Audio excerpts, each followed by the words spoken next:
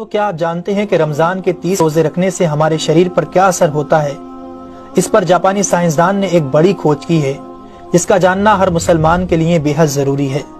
جاپانی بایولوجسٹ یوشونوری اشومی ایک سائنسدان ہے جن کو 2016 میں میڈیسن پر نوبل پرائز دیا گیا۔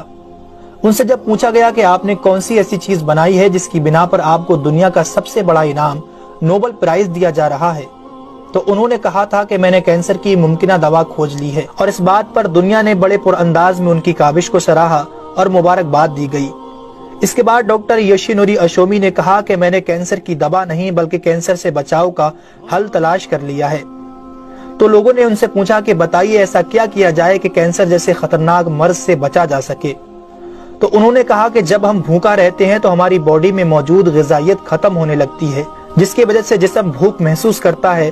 اگر اس بھوک کے دوران جسم تک کھانا نہ پہنچے تو ہمارا جسم بھوک کی شدت کی وجہ سے اپنے اندر موجود ان زہریلے سیلز کو کھانا شروع کر دیتا ہے جو کینسر کا سبب بنتے ہیں۔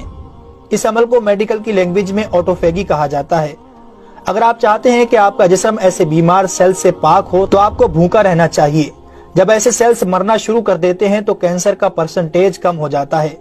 اس کے بعد جاپانی سائنسدان سے پوچھا گیا کہ انسان کو سال بھر میں کتنے دن بھوکا رہنا چاہیے کہ اس میں کینسر نہ پایا جائے؟ تو انہوں نے کہا کہ اگر 20 سے 25 دن کم سے کم اور 9 سے 10 گھنٹے بھوکا رہا جائے تو اس کی باڈی ایسے تمام زہریلے سیلز کو کھا جائے گی اور اس میں کینسر نہیں ہوگا۔ اے میرے پیارے رب کریم، آج ہمیں سمجھ آیا کہ مومن پر روزے کیوں فرض کیے گئے، اور آج مجھے اس احادیث پاک کی بھی سمجھ آ گئی جس میں آپ صلی اللہ علیہ وسلم نے فرمایا کہ ہر شے کی زکوٰۃ ہے اور جسم کی زکوٰۃ روزہ ہے۔ سبحان اللہ! میں قربان جاؤں ایسے سچے دین پر جس نے عبادت کے اندر بھی بیماریوں کا علاج رکھا ہے۔ دوستو، اسلام وہ دین فطرت ہے جو زندگی کے ہر شعبے میں راہ اعتدال کی تعلیم دیتا ہے۔ اس لیے آج نہ صرف مغرب میں زیادہ کھانے کو ناپسند کیا جاتا ہے بلکہ اسے انسانی صحت کے لیے بھی نقصان دہ سمجھا جاتا ہے۔ اللہ تعالیٰ نے اپنے پیارے محبوب حضرت محمد صلی اللہ علیہ وسلم پر وحی نازل فرمائی، کھاؤ پیو اور حد سے نہ بڑھو، بے شک وہ حد سے بڑھنے والوں کو پسند نہیں فرماتا۔ اس کے علاوہ حضرت ابو ہریرہ رضی اللہ تعالیٰ عنہ سے روایت ہے کہ رسول اکرم صلی اللہ علیہ وسلم نے ارشاد فرمایا، کھاؤ پیو اور پہنو اور خیرات کرو بغیر فضول خرچی اور تکبر کیے۔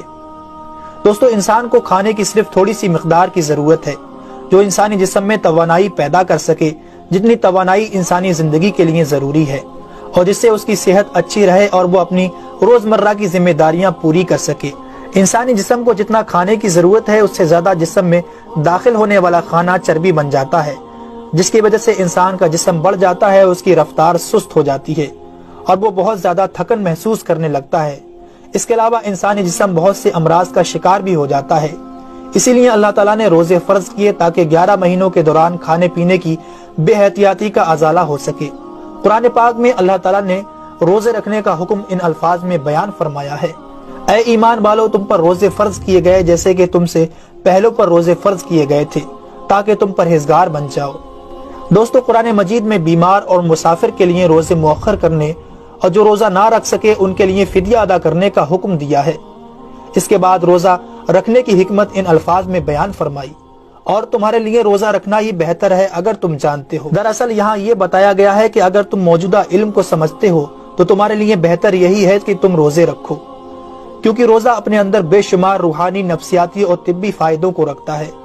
روزے کی طبی افادیت کی طرف نہایت مختصر مگر جامع اشارہ نبی اکرم صلی اللہ علیہ وسلم نے ان الفاظوں میں بیان فرمایا، روزے رکھو اور تندرست ہو جاؤ۔ اللہ رب العالمین ہم سب کو اس مہینے میں زیادہ سے زیادہ نیکیاں کرنے اور سارے روزے رکھنے کی توفیق عطا فرمائے، آمین ثم آمین۔ تو کیا آپ جانتے ہیں کہ رمضان کے